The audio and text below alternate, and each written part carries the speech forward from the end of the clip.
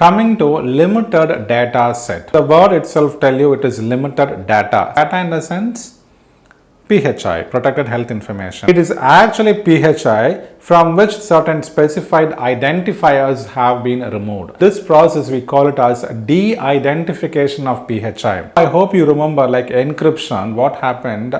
Patrick Thomas, we just put like PATH. Now what happens, the PHI is now in a de-identified. You can no longer, because this can be of Patterson Thomas or Patrick Thomas or Peter Thomas, nobody can figure it out. This is how you'll have to do a process called as de-identification. So this de-identified data, we call that as a limited data set. This is being used, it can be used for TPO. This limited data, it is used for research, third-party operations and for public health purpose, and there are no restrictions on the usage of this de-identified information because it no longer identifies a patient.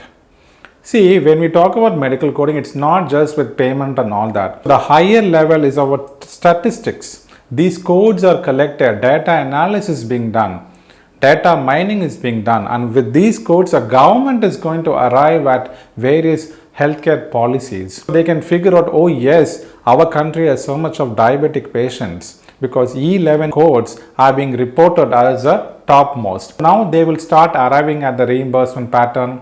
They want to make any changes, if government will have to make more or diabetes management clinics, things like that. Code is for the highest purpose. It is for epidemiological research, for study of diseases, and of course for statistical analysis. In the end, they can implement new healthcare programs. When we say as TPA, it is the third party administrators. Here in India, we have the TPA sector.